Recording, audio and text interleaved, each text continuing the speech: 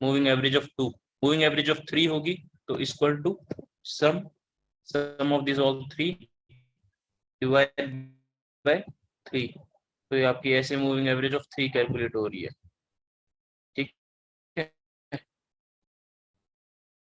एक सेकेंड, ऐसे 3 तक की मूविंग एवरेज आपकी कैलकुलेट हो रही है। 4 तो basically sum of 4 divide by 4, तो आपकी मूविंग एवरेज ऑफ 4 ऐसे कैलकुलेट हो रही है। इसके ऊपर ये सारी नैन वैल्यूज रहेंगी तो NaN लिख सकते हैं हम।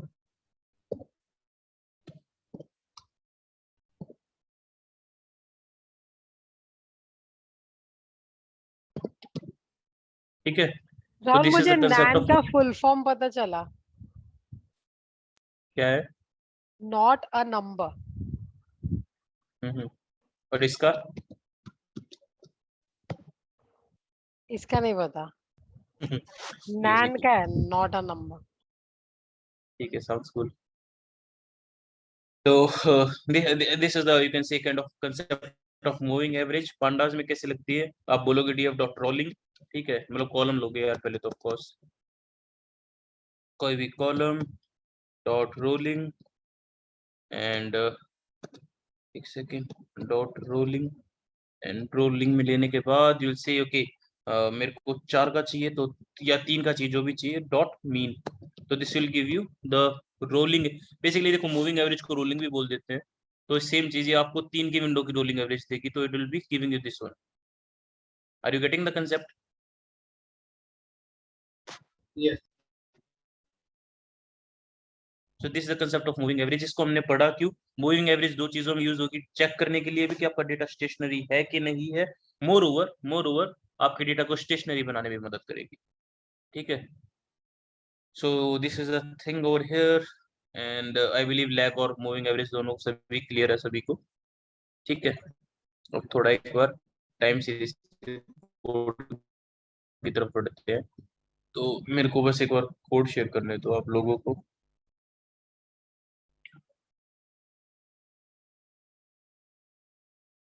इस the Excel,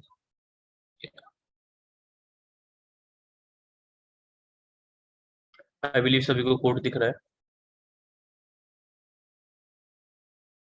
Yes. Time series आप कहाँ नहीं लगा सकते? सबसे पहले तो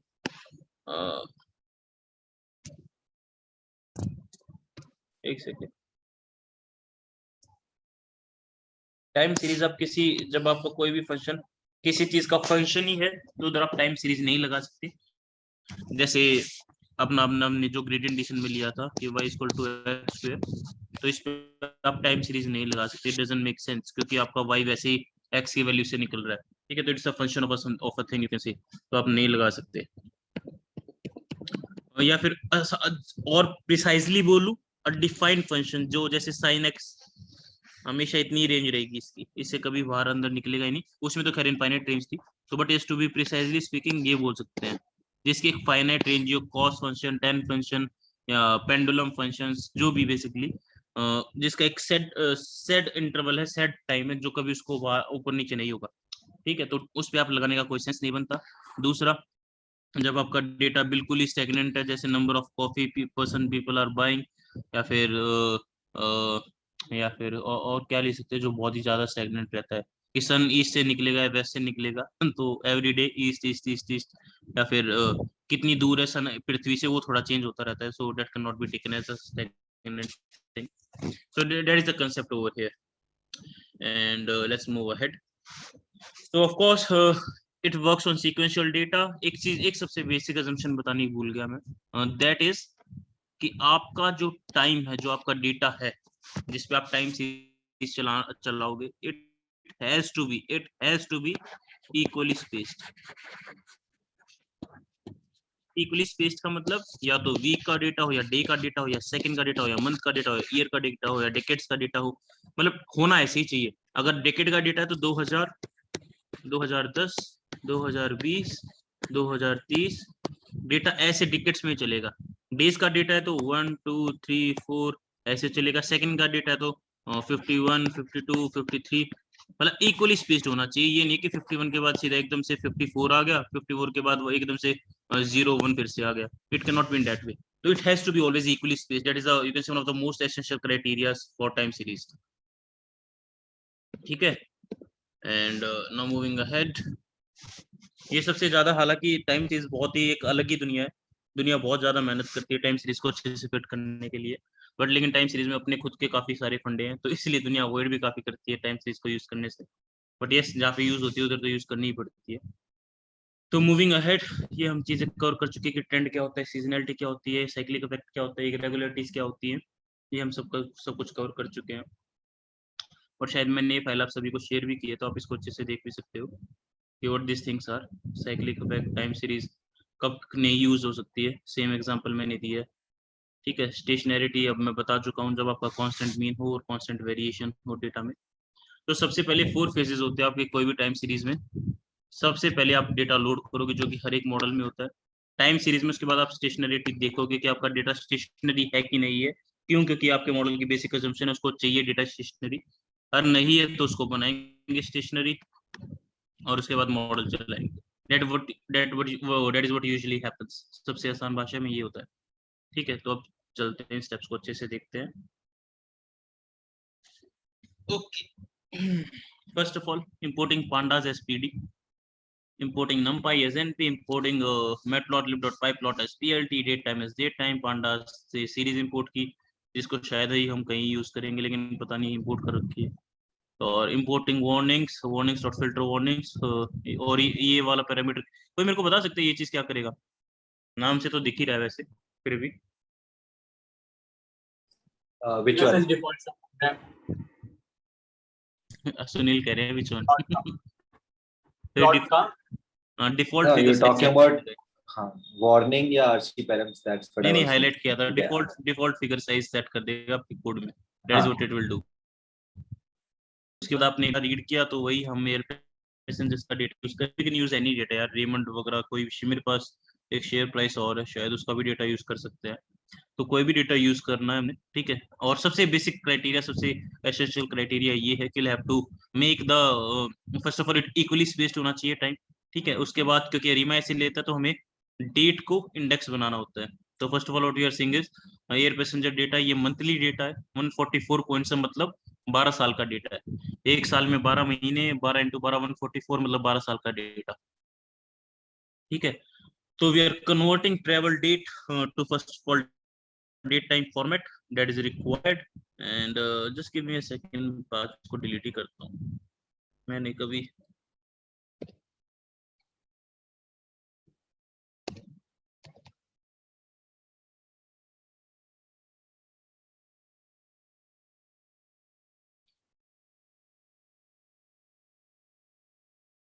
where does it throw error? ARIMA load नहीं हुआ. I believe you just deleted that maybe.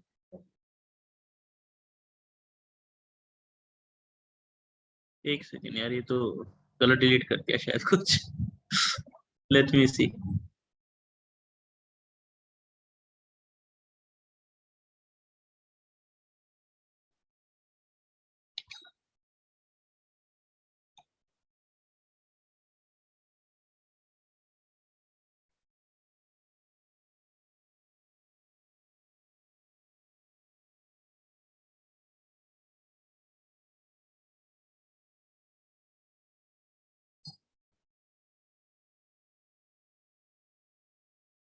Okay.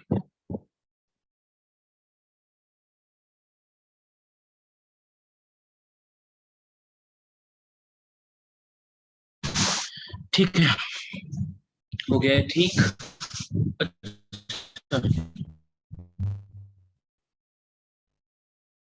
ठीक है. तो एयर पैसेंजर डेटा रीड किया, उसके बाद हमने डेट्स को इंडेक्स बनाया. ठीक है. और प्लॉट करके देख रहे कि यार हमारा डेटा कम से कम दिख कैसा रहा है.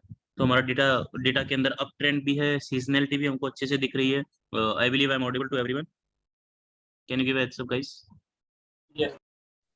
तो हमारा डेटा अप ट्रेंड भी है, सीजनलिटी भी दिख रही है, और थोड़ी बहुत इरेगुलरिटीज भी है. ठीक है. So that is the kind of pattern we are able to see. And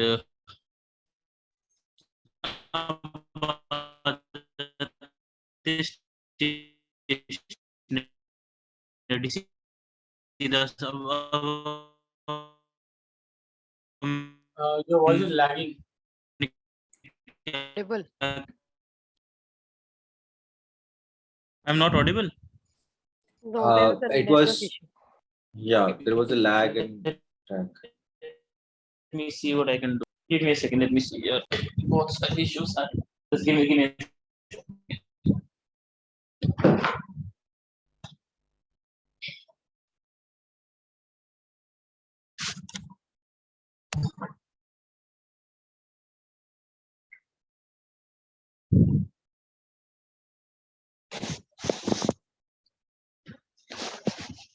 I believe it should work very well now. अब तो करना चाहिए इसको. It's Are you good able now. to hear me? Yeah. Okay. तो So, जैसा मैंने बोला. Rahul, before you move further, can you just focus a little bit on how to index like time series data in different scenarios? Like should we go for, like in this case it is monthly, right? But there might be situations where we actually get a daily passenger information and we are changing it to monthly. How exactly are we indexing it? How we are compressing it? That part. Okay, अगर suppose if I kind of give you this situation कि आपके पास daily data आपको monthly करना कैसे करोगे आप बताओ. वैसे आपकी क्या अप्रोच रहेगी ये बात करते पहले तो. I can either go for sum or like mean, but depending on the situation, what exactly is the requirement? Is mean the right approach? Let's kind of discuss क्योंकि it's a very valid question in respect to marketing modeling as well. क्या लगता है सभी से पूछ रहा हूँ मैं. Is mean a right approach, Sandeshwar? Yeah, I mean, it will depend on the use case. If you are predicting the total number of passengers, if you want to predict the total number of passengers, then mean won't help. I mean, if you want to predict the average, then I think it will help. Yes, of course. तो हम यहाँ पे predict करना चाह रहे हैं जैसे सम और सपोज कर लो आपके पास डेली डेटा है. डेली के आर्ली डेटा भी लोगे तो you'll have to you can say roll it up मतलब you'll have to aggregate it based upon your objective as well. So जैसा संदेशों ने बोला that is totally correct. तो अगर आपके पास सेकंड डेटा आपको मिनट में लेके जाना है तो आप सेकंड्स को एग्रीगेट करके मिनट तक लेके आओगे. लेकिन अगर आपको सेकंड डेटा मंथली तक लेके जाना है तो you'll have to aggregate all those depending upon your objective. I believe it is clear now. अब एग्रीगेट कैसे करेंगे वो कोड से करेंगे. कोड में क्या लगेगा मेरे को. यहाँ पे ये अच्छी चीज पूछ लिया आपने मैं बता रहा हूँ. Sunil let me just give me a second. Let's say let me see what are your approaches क्योंकि ये अप्रोच आपसे पूछी भी जाएंगी. आपके पास डेटा है डेली लेवल का जो आपने प्रॉब्लम पूछी. डेली लेवल का डेटा है और मेरे को इसको मंथली करना है और यहाँ पे लगा लो पैसेंजर्स. तो सबसे पहले कोड के हिसाब से क्या क्या चीजें करोगे आप. सुनील देखो इतना तो मैं बोल रहा हूँ सम अप करोगे आप. आपको सम अप करना है रोल अप करना है. बेसिकली समेशन ही करोगे आप मंथली पे लेके आने के लिए मैं बता रहा हूँ. और ऐसा ही होता है आपका आंसर बेसिकली यही देने के लिए कि अगर आपको मीन निकालना है आप मीन ढूंढ रहे हो तो ऑफकोर्स मीन अप करोगे. अगर आप टोटल नंबर ऑफ पैसेंजर्स देख रहे हो तो सम अप करोगे. ये होता है. और अब उसको करेंगे कैसे वो कोड से होगा और वो मैं पूछ रहा हूँ आपसे कैसे होगा कोड में. आपके पास डेली डेटा ऐसा है और नंबर ऑफ पैसेंजर्स है और मेरे को मंथली वाइज करना है. तो आपकी अप्रोच क्या रहेगी कोडिंग वाइज इसमें Sunil. I'll be using a group by just taking that much part of the date.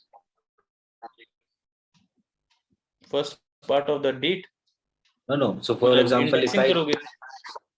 yeah, like जैसा एग्जाम में आया था, like हमारे इस वाले एग्जाम में भी टाइम सीरीज का जो क्वेश्चन था, we will like first segregate the date parts. उसमें से months निकाल लिए, years निकाल लिए, and then group by on the basis of year and month, and then we can sum it up or mean as we want. If that makes sense. Perfect of course it makes complete sense.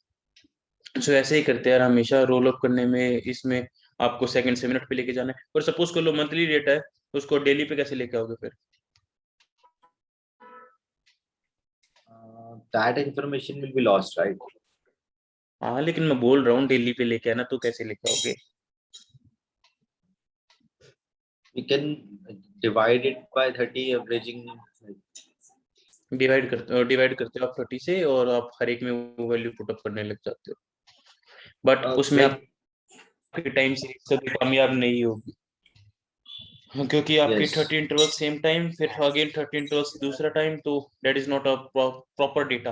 तो उसमें आपका data भी loss हो रहा है, क्योंकि आप उसको बड़े लेवल से छोटे लेवल पे लेके आ रहे हो without very much information, so your model will also not work properly, but that is done in not all the cases, very rare cases, और उसमें if time we can series इतना ask अच्छा result नहीं देती है।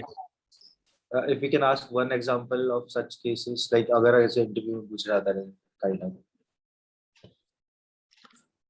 यार मतलब यही है कि आपके पास जैसे सेल्स मंथली लेवल पे आपको डेली, या फिर वीकली लेवल पे, वीकली से डेली पे लेके आनी हो आपको, तो बट ऐसी हमें तो चीजें पहले ही चलती पता है। है ना कि मॉडल खराब हो जाएगा इसकी वजह से। लेकिन अब डेली पे लेके आना तो करना तो यही पड़ेगा ना, या तो आप plus minus like one random numbers निकाल दो जो सम अप करके उतना बने, ऐसे भी कर सकते हैं। लेकिन अगर आपको डेली लेवल मुझे पे प्रिडिक्शन करनी है तो, और वीकली से डेली पे लेके आना, तो देखो you never get perfect data, ये भूल जाना जिंदगी में कि कभी रियल के सिनेरियो में आपको परफेक्ट डेटा मिलेगा, बिल्कुल अच्छा परफेक्ट। चलो मैं एक एक्चुअली खुद like question came to my head when I was the same thing जब when I was thinking about segregating the prices of share prices on a monthly basis, right? And then we are going back, then trading happens say 5 days a week. There are 2 days in the week when trading is not happening, hmm right? So if I actually have to see have a model which actually predicts on the monthly price, say options, we are predicting option prices using the share prices. वो हम्म 5 दिन वाला cyclic वाला I'm not able to figure out how, like मैं online obviously there are different approaches, but why, like how can we do that? Like मुझे वो logic समझ नहीं आया उसके पीछे। देखो जो बीच में 2 दिन की ट्रेडिंग ऑफ होती है उसमें डेटा तो आपको कभी मिलेगा नहीं।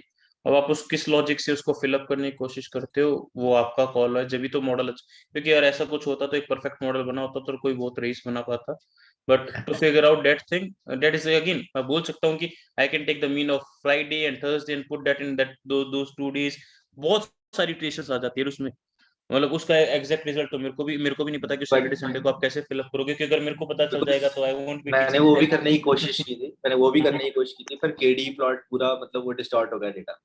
जब भी तो तो कह तो रहा हूँ, कई टाइम सीरीज पढ़ने से कभी शेयर मार्केट में पैसे नहीं कमा पाओगे। You have to work very well around it. बहुत सारी चीजें आ जाती है यार जब आप टाइम सीरीज फॉलो, जब क्योंकि शेयर सो मार्केट आपकी क्या है, प्रीवियस प्राइस से डिपेंडेंट नहीं होती, आपकी न्यूज इनपुट से, आपकी गवर्नमेंट की रेगुलेशन से, बहुत सारी चीजें आती है आपकी शेयर like मार्केट जब। similarly मैं like I when I was scrapping, मैंने थोड़ा ट्विटर स्क्रैप किया, I was trying to put a timeline on that. Twitter में भी like when you are actually going with the Indian tweets, रात को बहुत कम ट्वीट होते हैं, दिन में बहुत ज्यादा ट्वीट होते हैं, then there are times when like there are days when there is no tweet. Okay, like बंदे का like if you're doing, अगर sentiment analysis पे आप आगे जाने की कोशिश करो उससे पहले आप टाइम सीरीज का देख रहे हो कि can I do a machine learning thing on this and mix like machine learning and this thing. तो वो लाइक लॉजिक नहीं बन पा रहा, I am not able to connect to this thing, that's why like time series में बार-बार करते like थोड़ा डीप हो जाए, like how exactly are we handling dates, how exactly are we putting data. हाँ एग्जैक्टली मींस मेरे को अभी शेयर मार्केट की बात कर लेते हैं, जैसे आपके पास 5 दिन का डेटा आ रहा है सपोज कर लो, तो आप यार 5 दिन का तो डेटा डालोगे, अब वो आप 2 दिन कैसे फिलअप कर रहे हो वो आपकी कॉल है ना। आप उसको मीन से फिलअप कर रहे हो, सम से फिलअप कर रहे हो, या फिर एक्सपोनेंशियल एवरेज से फिलअप कर रहे हो, that is totally your call. उसमें मैं ये नहीं बोलूंगा कि सम से फिलअप करो, क्या पता आप एक्सपोनेंशियल एवरेज से फिलअप कर रहे हो तो ज्यादा अच्छा रिजल्ट आ जाए, क्योंकि मंडे को कैन जो वी, प्राइस खुलेगा वो फ्राइडे पे थोड़ा बहुत इवेंट। अगर हम आप यही पूछ से रहे हो ना कि जब आपका हाँ डेटा हाँ बेसिकली प्रेजेंट नहीं है तो उसको फिलअप कैसे करूं, ये बोल रहे हो ना आप। नहीं I am talking about specifically time series, बाकी में तो like the advanced method will be imputing it with some model, say random forest, like if it is not a spiky data or if it is a linear data we can go for like वो imputation is different. Time series में like I'm not able to figure out how to like because time series में आप roll up भी करते हो, right? तो वो like normal model में you're just having normal data filled up in structured data, right? इसमें भी structured है, but when you have two of and you are using cyclic and 2 of the days are missing in a week, what is the best approach followed on that? Like is there a industry standard या आप mean या वो सब कुछ ही fill करते हो कि वही मिला मुझे भी online और कुछ नहीं नहीं मिला? ऐसा तो नहीं है इसमें यार, कुछ भी लगा सकते हैं, टोटली इटरेटिव है, वही तो मैं बोल रहा हूँ। टोटली इटरेटिव है। क्लाइंट को भी आप बताओगे मैं ऐसे समअप कर रहा हूँ, क्लाइंट को सेंस लगता है उस बात का तो विल टेल यू। लेकिन यूजुअली आपका जो देखो ये एक स्पेसिफिक यूज केस है शेयर मार्केट का, ठीक है, जहाँ पे आपको 2 दिन का डेटा नहीं मिल रहा है, फिर आपको डेटा मिल रहा है, ठीक है। नॉर्मल इंडस्ट्री में ऐसा नहीं होता, आपको मंथली सेल्स या वीकली सेल्स आपको रेगुलरली मिलती है। ऐसा नहीं कि बीच में 2 वीक्स गायब रहेंगे हमारे हर 2 महीने बाद, ऐसा नहीं होता है। Will get regular datas in that, उसमें मिस्ड इंटरवल्स नहीं होते। अगर मिस्ड इंटरवल्स होते तो उसको आप, क्योंकि देखो इसमें कैश में आपके हर हफ्ते में वो इंटरवल्स आएंगे जिसमें डेटा नहीं है। क्लाइंट साइड से जो डेटा आपको कभी भी मिलेगा, कोई भी किसी भी चीज का से कोई भी फोरकास्टिंग हो कुछ भी हो यार, उसमें 1-2 इंटरवल्स हैं जो आपको ब्लैंक मिल जाएंगे, उसको आप इंप्यूट कर दोगे, फिलिंग मिसिंग वैल्यू से मिस उसको कैसे ना कैसे फिलअप करोगे, मीन से, मीडियन से, एवरेज से, या उसके पीछे की 2 वैल्यूज सम करके उसका मीन डाल दिया, आगे की 2 वैल्यूज के हिसाब से उनका भी सम अप करके मीन डाल दिया, उसको आप फिलअप करने की कोशिश करोगे ऐसे। लेकिन ऐसा ये जो ये आप यूज केस बोल रहे हो ये बिल्कुल शेयर मार्केट स्पेसिफिक है। इसमें Okay, इसमें मैंने let's make it like store वाला. Like for example, हमारे यहाँ पे अब लॉकडाउन हो रहे हैं, right? Special condition. Now if a client comes to us and says कि मेरे पास लास्ट ईयर का डेटा है, which is like no missing dates, but इस साल like 2020 में भी like end of जो आपका third quarter था या fourth quarter है, उसमें 15 days या 20 days उनके stores बंद रहे हैं. Right. Now, if they say 2021 May, you have to make a prediction. Will you drop 2020 data? Will you include it? How exactly do you do? मेरे को फिर से प्रॉब्लम बोल रहा, आप इस सेल्स का डेटा बोल रहे हो ना आप? हाँ, मैं ये कह रहा हूँ एक स्टोर चेन है, फॉर एग्जांपल आपका मैकडॉनल्ड्स है, ठीक है 2018, 19 everything was normal, sales price आपके वैसे प्रिडिक्ट कर रहे थे, लाइक सारा कुछ आ रहा था, सेल्स आ रहा था। 2020 में there was a lockdown, right? ठीक है, in third quarter and fourth quarter, ठीक है। देन आफ्टर दैट 2021 में भी इट इज लाइक बहुत कम है बट स्टिल अप डाउन हो रहा है। Now if a client comes to me and says कि मेरे को 2022 का प्रोजेक्शन दो, how will I do? Like fix the data in 2020 and 2021? उसमें 2-3 चीजें आती है। पहले तो आप अपने डेटा में से ना काफी सारे इफेक्ट्स निकालने, लॉलेस एसटीएल टेक्निक्स लगा के आप अपने डेटा से उसके रैंडम इफेक्ट्स निकालने की कोशिश करते हो, अपने मॉडल में डालने की कोशिश करते हो। उसमें सिर्फ एक चीज नहीं आएगी। आप मेरे को जो बोलने की कोशिश कर रहे हो मैं समझ तो गया हूँ कि जैसे 2020 में 2019 में डेटा आपको सपोज कर लो 2019 में आपकी सेल्स जो थी काफी ऊपर थी, ठीक है। 2020 में आपके शेयर आपके क्योंकि लॉकडाउन रहा है, यार ये चल क्यों नहीं रहा पेन। 2020 में क्योंकि आपका लॉकडाउन रहा तो सेल्स इतनी ऊपर नहीं रही है, मैक्सिमम इतनी रही है। तो आप बोल रहे हो मैं कैसे टाइम सीरीज फोरकास्टिंग करूं उसके ऊपर। तो पहले तो आपका नॉर्मल डेटा ही आप ऐसे, sorry I just said yes. ठीक है, तो आप यही बोल रहे हो कि भाई मैं 2021 में कैसे करूं। देखो पिछले Rahul, this will only account for irregularities, right? It will not, ये सब कुछ शुरू में आपके मॉडल को लगेगा कि एकदम से डाउनफॉल आ रहा है, लेकिन पिछले 1.5 साल से आपकी एक किस्म से नॉर्मली वो रह रहे हैं ना, क्योंकि कोविड के कारण है। तो विल अकाउंट आप उस डेटा को कंसिडर करने की इसमें सेकेंडरी आजकल, क्योंकि देखो ये बहुत न्यू यूज केस है, सभी क्लाइंट्स इसी को पकड़ रहे हैं। तो इसमें 2 मॉडल्स बनाने की कोशिश करते हैं हम, primary model, secondary model. Primary model जो आपको प्री कोविड चलता है, सेकेंडरी मॉडल जो आपको पोस्ट कोविड चल रहा है या फिर कोविड के कारण चल रहा है। नहीं तो आप एक मॉडल बनाने की कोशिश करते हो जिसमें आप इरेगुलरिटीज या एसटीएल लॉलेस करके आप कॉलम्स डालने की कोशिश करते हो जिससे आपका मॉडल अच्छे से चले। नहीं तो गूगल ने बेसिकली एक और डेटा निकाला है जो कि वो कोविड वर्क प्लेस करके डेटा है, वो आपको बता देता है इस टाइम पे इतने शॉप्स बंद थे, इतने ये बंद थे। और सेल्स डेटा तो ऑफकोर्स आपकी कंपनी के पास होगा ही कि भाई मेरा इतना लॉस है। नहीं तो एक और टेक्निक इसमें क्या करते हैं कि देखो बताता हूँ, 2020 का Q1 देखो, कभी भी कंपेयर करोगे तो 2020 का Q1 2021 के Q1 से ही कंपेयर होगा। ये ऐसा नहीं होता कभी कि अच्छा 2020 का मैं Q4 2021 के Q1 से कंपेयर करूँ, क्योंकि आपका डेटा सीजनल भी होता है, कई बार बहुत सारी चीजें होती है। तो आपको एप्पल से एप्पल कंपेयर करोगे आप, ये नहीं कि आप 2020 का Q4 2020 के Q1 से कंपेयर करोगे। तो अब आप देख रहे हो कि मेरे हर एक क्वार्टर में there is a dip of 10%, तो आप अपने मॉडल की प्रेडिक्शंस को 10% अप भी कर सकते हो। Are you getting the point? So this is how it is usually happening nowadays, क्योंकि ये प्री कोविड की सिचुएशन और पोस्ट कोविड की सिचुएशन अभी आई है। तो बहुत सारी टेक्निक्स आ जाती है यार। आप सीजनलिटी इफेक्ट डालने की कोशिश करते हो या फिर आप देखते हो कितना एवरेज परसेंटेज फॉल है, उस बेसिस पे आप, और पहली बात फोरकास्टिंग के लिए कोई नहीं आएगा आपको, आरओआईज के लिए आएगा आपके पास। Forecasting is a very new thing now, but yes still this is how it can be done कि पिछले साल के कंपैरिजन में हर क्वार्टर में कितना एवरेज डिक्लाइन है, उतने एवरेज से जो भी मेरा आएगा मैं उस हिसाब से उसको रोल अप कर दूंगा। और you can go for primary secondary model, this is the case scenario that is happening. वरना अगर आप ऐसे दिखाओगे अपने मॉडल को कि भाई एकदम से सेल चल रही थी क्योंकि कोविड से एकदम से गिरी, तो your model will be not able to understand. तो आप डेटा को स्प्लिट करके मॉडल्स बनाओगे। Are you getting it? या सो वही मतलब था लाइक अब हम 2021 के लिए या 2022 के लिए like these 2 years we always have to remove, and if we remove that हमारी एक्यूरेसी काफी नीचे चल जाएगी, राइट? उसको हैंडल करने के लिए कुछ तो टेक्निक निकाल रहा होगा कोई, राइट? बताया तो मैंने, सेकेंडरी प्राइमरी करोगे नहीं तो परसेंटेज डिक्रीज देखोगे, नहीं तो आप लोलेस टेक्निक्स यूज करके उसके इफेक्ट को इंट्रोड्यूस करने की कोशिश करोगे कि अच्छा सीजनलिटी कितनी गिरी है कितनी गिरी है। और जब आपके पास 2 साल का डेटा ऐसा है, क्योंकि देखो 2 साल आपका शेयर लगातार गिरा है या फिर आपकी जो भी सेल्स है लगातार गिरी है, उसके बाद मतलब एकदम से गिरी है, उसके बाद वो जो भी और उतनी चल रही है, तो आपके पास कुछ डेटा है जो उसको अच्छे से प्रेडिक्ट कर भी सकता है। That is the case over here. तो ऐसा नहीं है कि मॉडल बिल्कुल ही गंदा बनेगा, वो डिपेंड करती है आपकी अप्रोच कैसी है उसमें। I have recently build a model जो कि टाइम सीरीज का ही पूरा, टाइम सीरीज नहीं चल रहा है, लीनियर रिग्रेशन यूज कर रहा है वो पूरा का पूरा, OLS technique, pooled OLS, mixed OLS, and उस बेसिस पे उसको चलाया तो मॉडल की accuracy you will be very amazed to see, model की मेप आ रही है 6% मेप आ रही है मॉडल की। So model is able to catch the pattern still, ठीक है। तो that is not a very big case, निकल तो जाता है यार उसमें सब कुछ। बट ये नहीं है कि एकदम से 1 महीने में लगाओगे तो मॉडल तो फंस जाएगा, लेकिन अब कम से कम 1.5 साल का डेटा हो चुका है, 2020 में लॉकडाउन हुआ था, तो मॉडल को दिक्कत नहीं होती है। और एक महीने के डेटा पे यार वैसे भी कोई भी मॉडल नहीं चलेगा दुनिया में, कि 3 साल का डेटा एकदम से अब था 1 महीने में डाउन गिरा है, तो उसमें उस पैटर्न को कोई मॉडल पकड़ ही नहीं पाएगा। टू बी वेरी ऑनेस्ट, कोई भी नहीं पकड़ पाएगा। Will have to, you can say separate it out very well.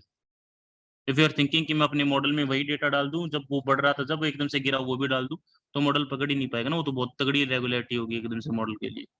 लेकिन अभी 1.5 साल एकदम से लगातार गिर के चल रहा है, तो मॉडल उसको समझ मींस, क्योंकि उसके पास इंस्टेंसेस हो जाते हैं यार काफी सारे याद करने के लिए अब, ठीक है। 1.5 साल के हिसाब से कम 700 इंस्टेंस हो जाएंगे उसके पास, 700 नहीं सॉरी 450 इंस्टेंस हो जाएंगे उसके पास याद करने के लिए। I believe you are getting what I am trying to convey. जो आपने बोला वो बिल्कुल रियल केस प्रॉब्लम है जो कि चल रही है, बट उसका ये नहीं कि हम ये अप्रोच चलाते हैं ये अप्रोच चलाएंगे। मुझे सिर्फ like I just wanted to understand वो भाई डेटा पे होते हुए दिख जाए, या अगर आपके पास कोई एग्जांपल हो प्लीज शेयर, लाइक वो एक नोटबुक शेयर कर दीजिएगा प्लीज, लाइक अगर कुछ ऐसा कोई एग्जांपल हो। ठीक है श्योर। नहीं तो यार इन केस गूगल भी मारोगे तो गूगल पे भी काफी चीजें निकल जाती है।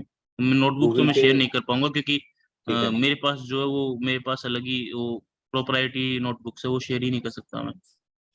So तो what should I look for on Google specifically? how to kind of introduce the COVID data in time series, you can look for that.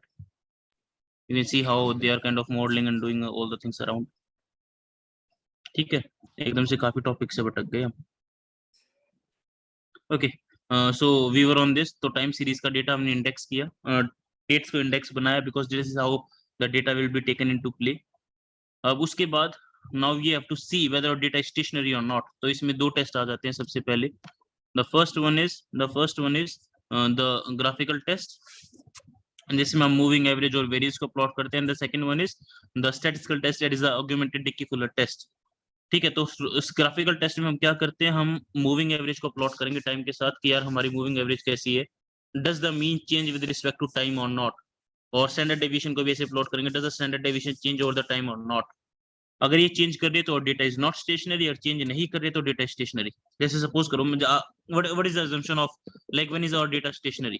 हमारा डेटा स्टेशनरी जब है जब बेसिकली उसका मीन ओवर द टाइम, मतलब किसी भी time periods में मैं लूं तो सेम है मींस एग्जैक्टली इतना ज्यादा वेरिएशन नहीं है, एग्जैक्टली सेम तो नहीं पाएगा लेकिन बट स्टिल सेम है।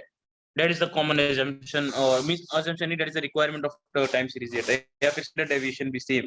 तो मूविंग एवरेज क्या करती है, आपको एक किस्म से आप बोल दो कि मैं पिछले 12 महीने की कैलकुलेशंस लेता हूँ और उसके बेसिस पे मीन निकालता हूँ, फिर 12 महीने फिर मीन, फिर 12 महीने फिर मीन, और आपको दिख रहा है कि ये सब सेम है, तो से okay the time series kind और the data is kind of stationery.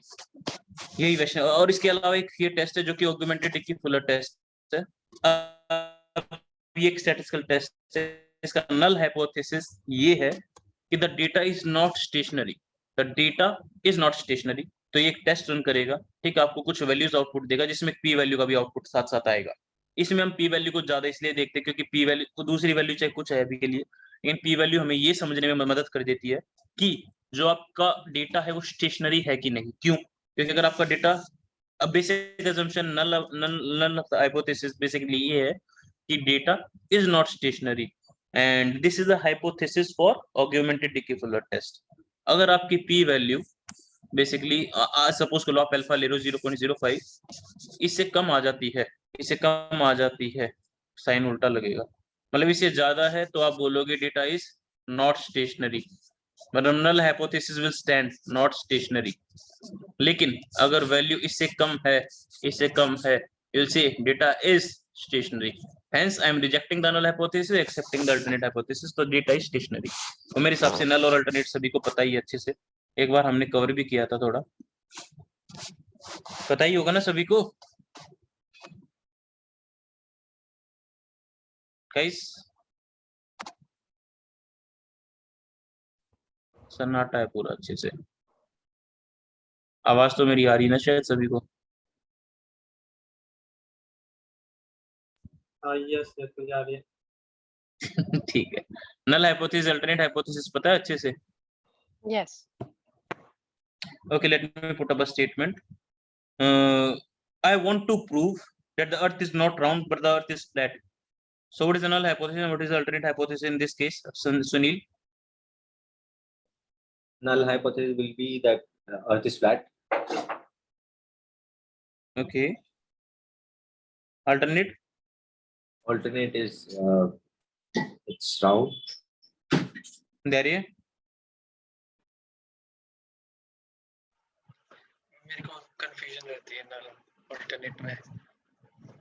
Sandeshwar? I think what I'm trying to prove should be null hypothesis, right? Deepa? Null hypothesis always takes that thing does not exist because फिर हमें सिर्फ एक ही argument चाहिए होता है against proving, to prove that the whatever the null is, because if इस we case में क्या होगा यार, मैं ये नहीं पूछ रहा null alternate क्या है इस what केस are में। we trying to prove? Let me repeat the statement. I'm saying that I'm saying that the earth is not round, the earth is flat. So what is null and what is alternate? The earth is not round will be our null hypothesis. Okay. क्योंकि negative लेते हैं हम हमेशा that it does not exist. Are you pretty sure? Yes, I am sure that we always take it as negative. That How do you तभी know हम- this is negative? we Because can it's also null. take earth is not round as a null hypothesis. First of all, the null hypothesis in this case will be that the earth is round. ठीक है, the always mostly in all the cases, पहली बात इसका खुद का एक research और पूरी अलग से चीज चलती है, ठीक है, determining the null hypothesis alternate hypothesis, mathematicians को काफी दिन लगते हैं, but still keeping it usually and keeping it normally, null hypothesis is the fact और you can see the status quo thing that is widely accepted. अगर जब मैं बोलता हूँ कि I want to prove that the earth is flat and not round, तो currently दुनिया मानती है कि द अर्थ इज राउंड, तो that is a null hypothesis. And if I am saying that the earth is flat, तो मेरे को बहुत सारे टेस्ट करने पड़ेंगे, मेरे को कुछ स्पेस से जाके देखना पड़ेगा, इमेजेस खींच के लानी पड़ेगी, मतलब जो भी टेस्ट करना चाहता हूँ, and I will say, see the earth is flat and it is not round, so hence I am rejecting your null hypothesis and this is my alternate hypothesis. दूसरा थोड़ा और in depth केस ले ले, a physician believes that if a person after a surgery, after a knee surgery goes to, if you can say if a person after a surgery, let me write it,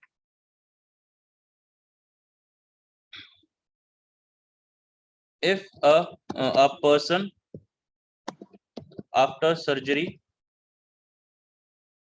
goes to physio thrice a week instead of twice a week, his recovery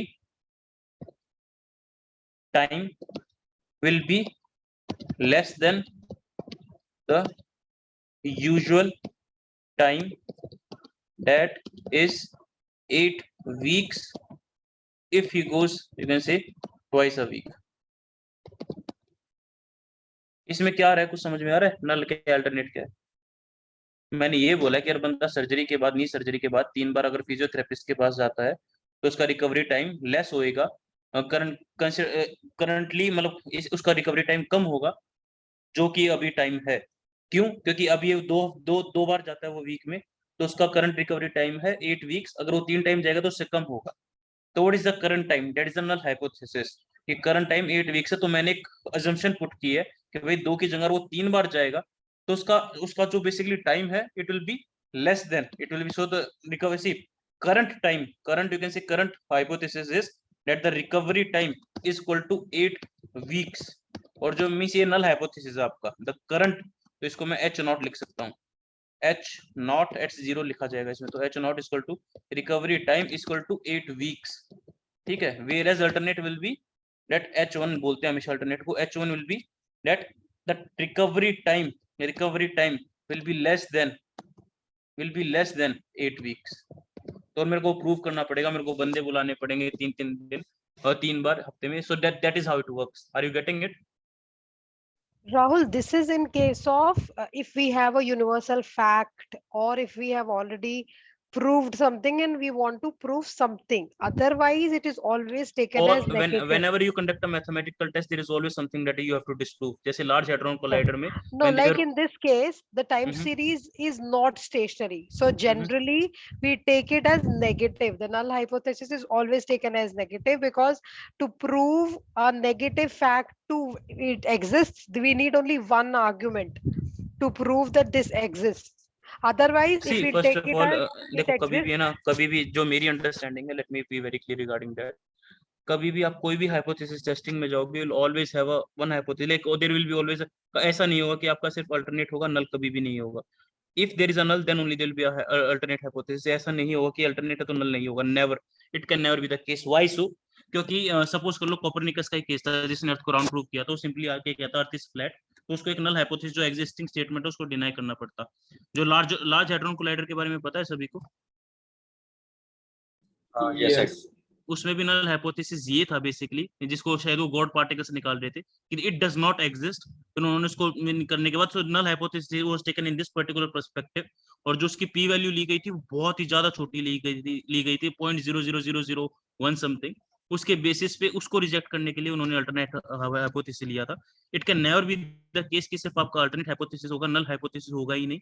और इसको basically modulate करने के, of course I agree कि इतना आसान नहीं है नल और अल्टरनेट निकालना, but yes most of the times it is always taken like it depends upon कि आप टेस्ट कैसे ले रहे हो।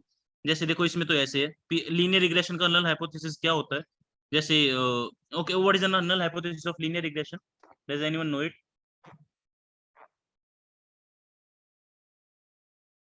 किसी को पता है null hypothesis for linear regression? The null hypothesis for linear regression is that there is no relation of my variables, of my independent variables with my target variable. तो हम अपना मॉडल रन करते हैं, कुछ ना कुछ वैल्यू आती है, फिर हम बोलते हैं कि नहीं यार इसका तो सच्ची में रिलेशन है, और वो हम पी वैल्यू से डिटरमाइन करते हैं। तो ऐसा तो कभी केस होगा नहीं, मेरी नॉलेज में तो नहीं है कि मैंने जितना पढ़ा आज तक, कि कभी भी ऐसा केस हो कि there will be only one hypothesis.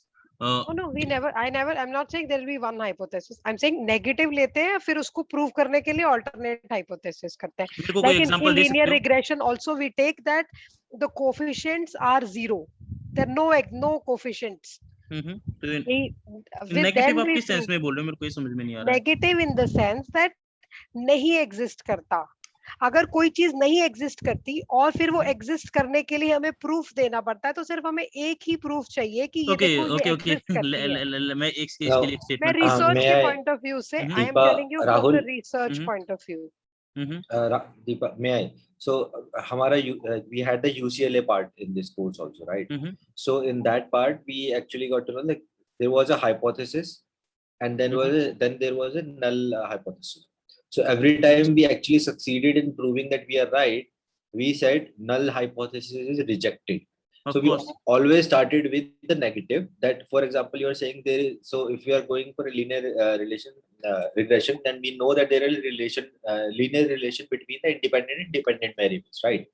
So we start with that there is no relation. And when we find relation, we say null hypothesis is rejected. That's what my understanding was so far. एक second, एक second, I think हम आज खत्म नहीं कर पाएंगे time series अगर हम इस पे स्टक रहे तो, नहीं स्टक नहीं रहे, एक सेकंड। क्योंकि अभी ओके हमारे सपोज पास कर लो, सपोज कर आधा लो, घंटा बचा है। सपोज कर लो मैं ये देखना चाह रहा हूँ कि मेरा डेटा आइडेंटिकल है कि नहीं, तो इस केस में आपको क्या लगता है नल हाइपोथेसिस क्या होगा? That is it identical? It is identical. तो means I am assuming they are identical and null alternate होगा कि दे आर नॉट आइडेंटिकल। या अल्टरनेट होगा they are not identical and null will be there, you can say identical. What do The you thing think? you're trying to prove, I mean, that is your I want to see whether my alternate I want to hypothesis. see I want to see whether simple whether statement है whether my data is having exactly the same in or not. It's a two-tailed p value now.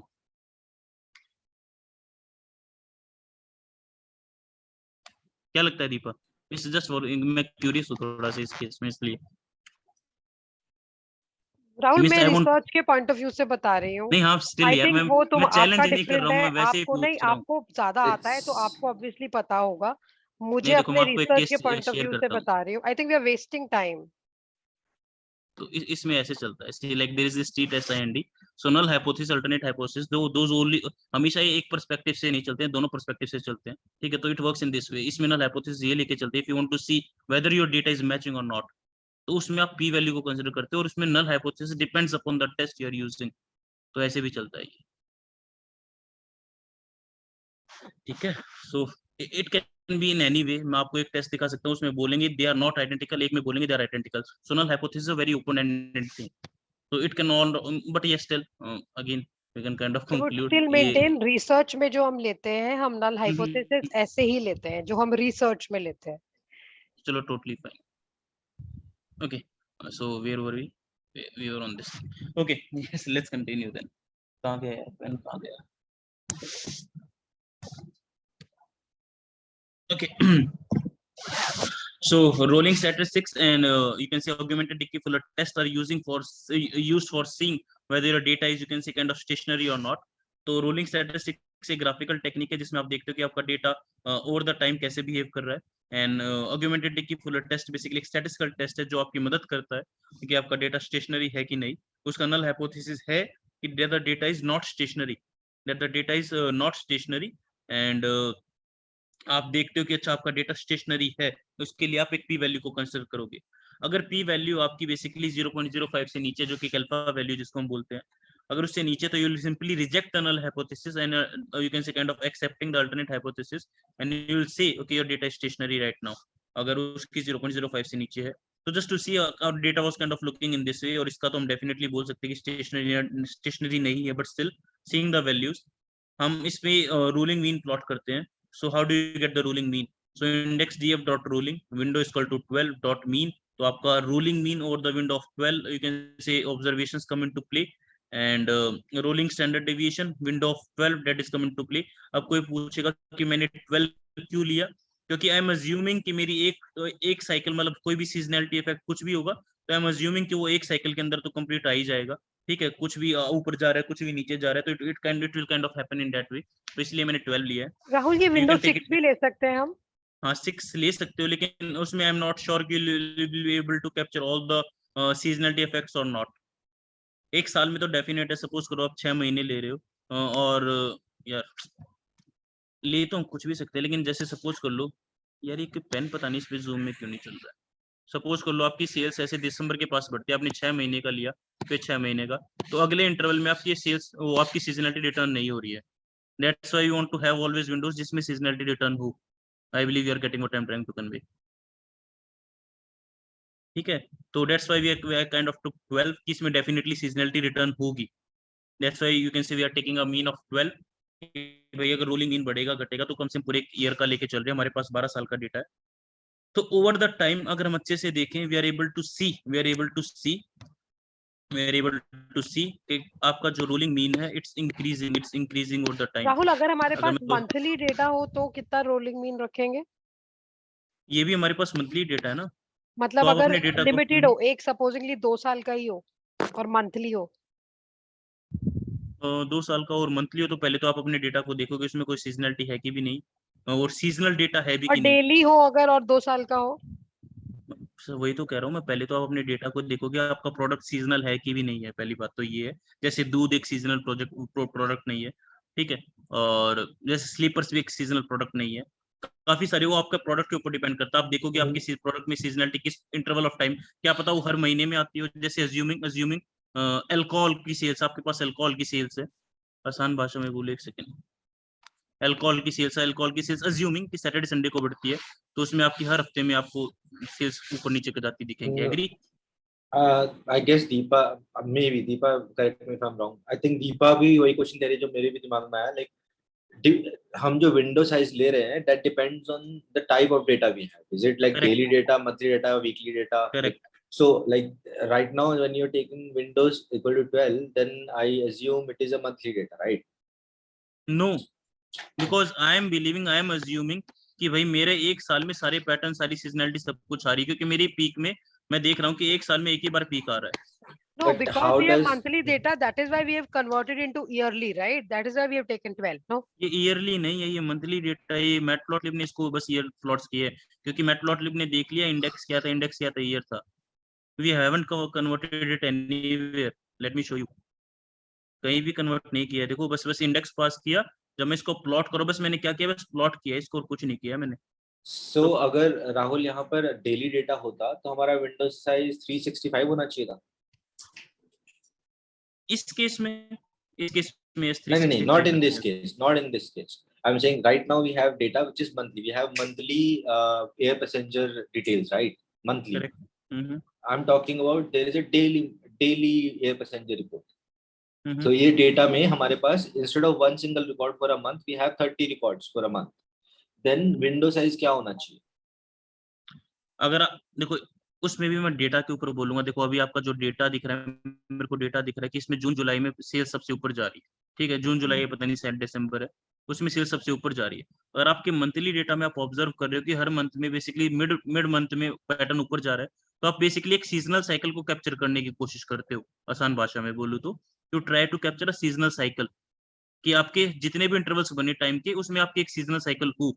Means आपने कोई भी interval decide किया है, आप उसको ले रहे हो। जैसे मेरे को इतना डेफिनेट है कि मेरे 12 में सीजनल साइकिल, मेरे अगला जो इंटरवल होगा उसमें भी सीजनल साइकिल है, उससे अगला होगा उसमें भी सीजनल साइकिल है। अगर आपके पास डेटा और छोटा है जिसमें हर 7 दिन में सीजनलिटी आ रही है, तो टेक 7 डेज। आप ऐसा नहीं चाहोगे कि आपका एक पीरियड है, इसमें सीजनलिटी तो है, अगले वाले पीरियड में सीजनलिटी नहीं है, Okay. फिर सीजनलिटी है। Let's assume इसी वाले केस में हमारे पास मंथली डेटा होता। फॉर एग्जांपल हमारे डेली के लिए एक रिकॉर्ड है हमारे पास, एयर पैसेंजर जो हमारे पास वी हैव दैट, उसमें हमारे पास लाइक हर रोज के लिए एक रिकॉर्ड है। एंड वी सी सीजनलिटी तो है ही कि दिसंबर में like footfall increases, we see that, but we also see that month के मिड में बिटवीन से 12 and 18 the traffic is spiking. How will we capture both the things in बहुत things capture नहीं होगी, दोनों हाथों में लड्डू नहीं ले जा सकते हम, तो 30 डेज रखेंगे हम फिर इसमें। तो अगर मुझे दिसंबर की सीजनलिटी की बजाय ये, लेकिन उसमें आपकी सेल्स भी तो बढ़ रही है ना, तो इसलिए आपके नंबर से ग्रेजुअली बढ़ेंगे, एकदम तो है नहीं एकदम से दिसंबर में एकदम से ऐसे जाएंगे। देखो आई एम सेइंग जैसे जनवरी में हमारी जो मीन था हमारा, वो से फॉर एग्जांपल 20,000 था, और दिसंबर में वही मीन 80,000 है। I am assuming that, but say for example आपके 4 वीक्स है जनवरी के अंदर, आपका जो मिडिल वीक है, मिडिल वीक में out of 20,000 almost 8 to 9,000 are happening in middle of the week. Okay, and I want to capture that also in a model, that I want to know how much I will be, selling the air tickets in say July midweek. How will I make the model? तो उसमें आपको पीछे के जुलाई के भी तो दोगे ना instances. It won't be the case ना कि आपका सिर्फ पहला जुलाई हाँ, आएगा। वो सारे हैं हमारे पास, लास्ट 10 years के डेली का है फॉर एग्जांपल। यहाँ पे मंथली है ना 10 years का, 50 years का। आई एम सेइंग 50 years का डेली का रिकॉर्ड है आपके पास। Then तो फिर how आप will you daily take out? Data ही फीड करोगे। First of all you feed in the daily data itself, model उसी से सीखेगा। हम जो रोलिंग प्लॉट कर रहे हैं, रोलिंग में I just want to capture कि हमारी एक सीजनल साइकिल कैप्चर हो रही है कि नहीं। जैसे आपने मेरे को बोला कि आपके हर मंथ में सीजनल डेटा, देखो आप एक चीज को क्या कंफ्यूज कर रहे हो मैं बताता हूँ।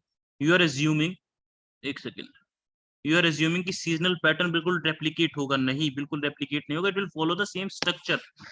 मतलब जैसे सपोज करो ये है और ये है, ये दोनों सीजनल है, अरे सेम इंटरवल ऑफ टाइम में निकल के आ रहे हैं। इसके बाद ये है, ये सेम है, लेकिन बस इनकी थोड़ी वो क्या बोलते हैं उसको, स्केल चेंज्ड है तो दोनों सीजनल, जनवरी में भी बढ़ रही है, दिसंबर में भी बढ़ रही है, लेकिन सीजनल दोनों, लेकिन बस स्केल अलग है। इसको हम मल्टीप्लिकेटिव मॉडल बोलते हैं, फिर वो अलग चीजें निकल के आती है। आपका मॉडल उस चीज को पकड़ लेता है। अगर आप पीछे 50 साल का डेटा दिन पर दिन डाल रहे हो और आप डाल रहे हो 30 साइज, क्योंकि आपको दिख रहा है हर मंथ में आपकी सीजनलिटी है, तो आप विंडो साइज 30 लोगे। समझ रहे हो मैं क्या बोल रहा हूँ? या that is what question was कि विंडो साइज हम कैसे डिसाइड कर रहे हैं, लाइक तो यही जैसे क्वेश्चन है। इसमें सो मेरे को दिख रहा है कि मेरे साल में बस एक बार पीक आ रहा है, तो मैं अपनी अगली विंडो, अगला जो मेरा विंडो निकलेगी तो उसमें भी मैं पीक कैप्चर करना चाह रहा हूँ ऐसे। सो And इसकी still it is hyper very parameter iterative. Tuning में भी, इसकी हाइपर पैरामीटर ट्यूनिंग जब भी होगी हम विंडो साइज के साथ प्ले कर सकते हैं, right? We can actually go like 30 मैंने अभी 45। मॉडल तो बिल्ड ही नहीं किया है, मैंने तो बस मूविंग अरे एवरेज के लिए किया है। Okay fine. इसको मैंने मॉडल में तो पास ही नहीं किया है कहीं भी अभी, तो just for plotting I am seeing it. मैंने प्लॉट करके देखा कि यार इसकी एवरेज कैसी चल रही है ओवर द टाइम, तो इसकी एवरेज बढ़ती जा रही, तो it is not stationery. Model में कहीं पास नहीं किया अभी तक मैंने। आप इसकी साथ भी ले सकते हो, क्योंकि आप बस चेक कर रहे हो क्या ओवर द टाइम। इसकी साथ लेके भी देख सकता हूँ कि इस हर 7 इंटरवल्स में क्या क्या बिहेव कर रहा है। Let me make it 7, still it will work well. आपको जब भी पता चल जाएगा कि मीन कांस्टेंट नहीं है, क्योंकि वो है भी नहीं constant over the time. Just simply taking 12, I'm just simply seeing whether the data is stationary or not. Same goes with the standard deviation part as well. ठीक है, तो ये रोलिंग स्टैटिस्टिक्स टेस्ट है, और इसके नीचे अभी है ऑगमेंटेड डिकी फुलर टेस्ट, जिसका नल हाइपोथेसिस ये है कि बेसिकली आपका डेटा स्टेशनरी नहीं है। ठीक है, एंड इसमें एक टेस्ट स्टैटिस्टिक वैल्यू आएगी। मेन तो हमें क्या देखना, हमें पी वैल्यू देखनी है। पी वैल्यू 0.99 है, so we can not reject the null hypothesis which is that the data is not stationary. तो हम रिजेक्ट ही नहीं कर सकते, हमें मानना ही पड़ेगा कि डेटा इज नॉट स्टेशनरी। ठीक है, अब ये बोल रहा है कि भाई अगर तेरे को चाहिए कि तेरा data stationary with critical value और अल्फा वैल्यू ऑफ 0.5, तो तेरी जो टेस्ट स्टैटिस्टिक वैल्यू है वो -2.88 आनी चाहिए। ये बता रहा है बस ये चीज, तो ये आखिरी की 3 वैल्यू ये बता रही है। ठीक है, तो पी वैल्यू हमारी 0.99 है, जो कि बहुत बड़ी, तो हमारा डेटा स्टेशनरी नहीं है। ठीक है, अब हम करते क्या है डेटा स्टेशनरी बनाने के लिए। बहुत सारी टेक्निक्स है यार, बहुत ज्यादा इटरेटिव है, और बिल्कुल ही ये लगा लो कुछ दुनिया स्लैग से माइनस करते, कुछ माइनस कर देते, कुछ 3 से माइनस कर देते हैं, कुछ लॉग ले लेते हैं, लॉग के ऊपर लॉग ले लेते हैं, डबल लॉग ले लेते हैं। ठीक है, कुछ कुछ और करते हैं, कुछ और करते हैं। बहुत सारी इटरेशंस है जो कि ट्राई हो सकती है। तो यहाँ पे एक दो टेक्निक्स ट्राई करेंगे हम। हमने पहले लॉग ले लिया, लॉग के बाद हम इसको चेक कर रहे हैं कि बेसिकली अब कैसा दिख रहा है। तो अभी भी हमें दिख रहा है कि यार इसकी स्टैंडर्ड डेविएशन मीन तो अभी भी मूव कर रहा है, तो स्टेशनरी नहीं है। हमने लॉग लिया अपने डेटा का। अब लॉग लेने के बाद क्या होता है, डेटा थोड़ा कंप्रेस हो जाता है। कंप्रेस होगा तो इसका मीन भी थोड़ा कम डेविएट करेगा ओवर द टाइम, मतलब इसके मीन में जितना चेंज था उतना इसके मीन में नहीं होगा, but still there is a change. Mean भी उतने लेवल से कंप्रेस हो जाएगा। ठीक है, और स्टैंडर्ड डेविएशन प्लॉट करो तो इसकी स्टैंडर्ड डेविएशन कुछ हद तक थोड़ी सी दिखने लग गई है, मतलब but still it is not good. Test करें डिकी, देखो ऑगमेंट, ये जो आपका टेस्ट होता है ना एनपी लॉग वाला, मतलब सॉरी प्लॉटिंग वाला टेस्ट जो होता है ऑगमेंटेड डिकी फुलर, ये एक किस्म से टॉर्च का काम करता है। पहली बात, ये आपको बिल्कुल ही अच्छे से रिजल्ट नहीं देख के बता देगा। आप आंखों से देख के नहीं बता सकते कि पीछे वैल्यूज क्या है। ये जस्ट आपको हेल्प कर रहा है, लेकिन जो स्टैटिस्टिकल टेस्ट है वो आपको नंबर्स दे रहा है कुछ ना कुछ। तो मैंने सिर्फ और सिर्फ आपके लॉग वाले डेटा को पास किया है, तो आपकी पी वैल्यू नियरली 50% से भी ज्यादा रिड्यूस हुई है, सिर्फ लॉग पास करने से। सिर्फ लॉग कन्वर्ट किया, 50% से ज्यादा वैल्यूज रिड्यूस हो गई, आपकी पी वैल्यू 0.422 आ गई। मतलब still it is not good, I totally agree, but हाँ पहले से तो कम से कम कुछ तो अच्छा है, पहले से कुछ तो अच्छा है। और हम मतलब देखो, पहले से कुछ अच्छा है, लेकिन still I want to kind of, मैं बिल्कुल ही अच्छे से चलूं, मेरे को बिल्कुल ही अच्छे से स्टेशनरी बनाना है। तो what you can do is again, what we can do is we can minus the moving average, we can minus the lag, we can minus the exponential smoothing average, we can minus the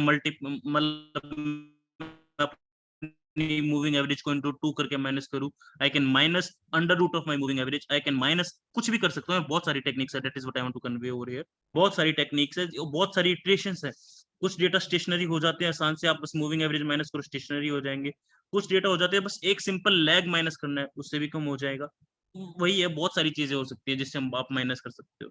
moving average minus की तो minus DF का नाम दिया मैंने इसको, minus DF, DF log minus moving average. अब इसको आप प्लॉट कर रहे हो, तो बेसिकली अब मैंने एक फंक्शन ही बनाया इधर, ये आपको पता है, ये फंक्शन पिछली बार भी देखा था। तो इसमें दोनों टेस्ट हो जाएंगे, आपका रोलिंग टेस्ट भी डाल रखा है, मैंने आर्गुमेंटेड डिकी फुलर भी टेस्ट डाल रखा है। बस डेटा पास इन करना है इधर।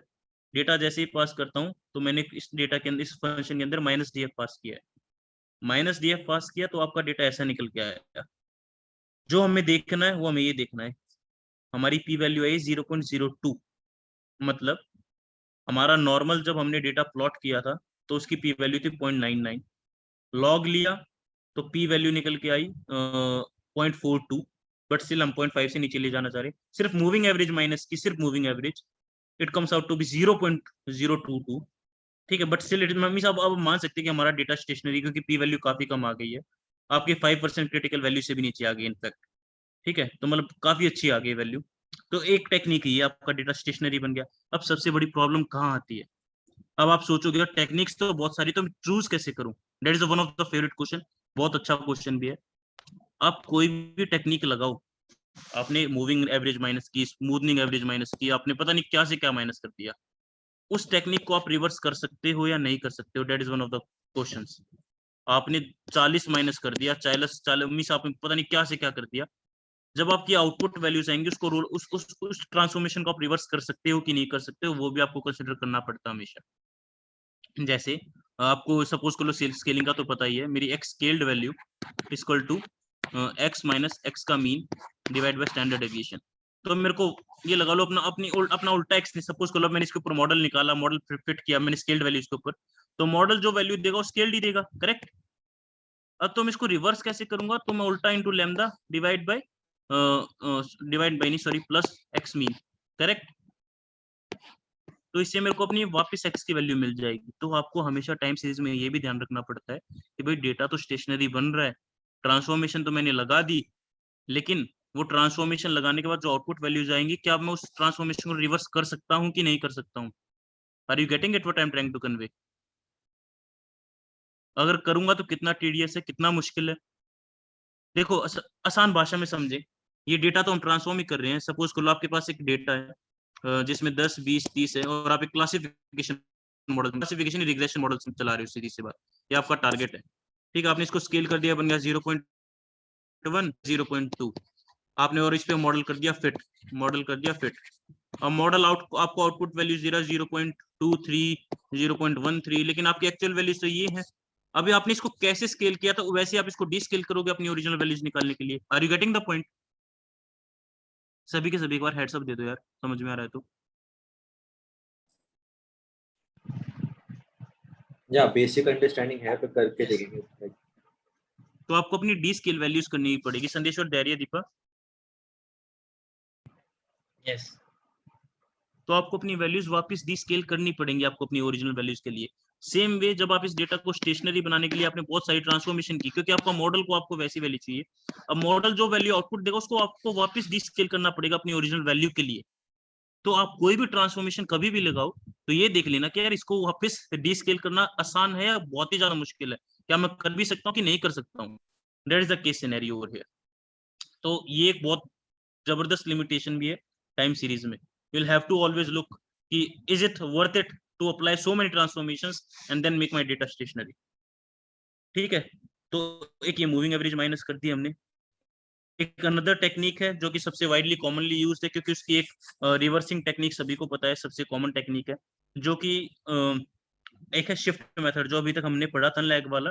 तो शिफ्ट वाली चीज पढ़ते हैं पहले तो। So what is this thing? Simply एक डेटा फ्रेम बनाए तो showing you what is shift do. तो मैंने बोला डॉट शिफ्ट, तो उसने 3 से शिफ्ट कर दिया सभी को। फिर मैंने बोला फिल वैल्यू 0, तो 0 से फिल अप भी कर दिया। Everyone can you give a heads up if you are able to hear me? Sandeshwar, Sunil, Deepa, can you hear me? Yes. Okay, good Yes. Enough, ठीक है। तो अभी तमीज़ से पहले हमने क्या किया, अपने डेटा को स्टेशनरी बनाने के लिए हमने बस ये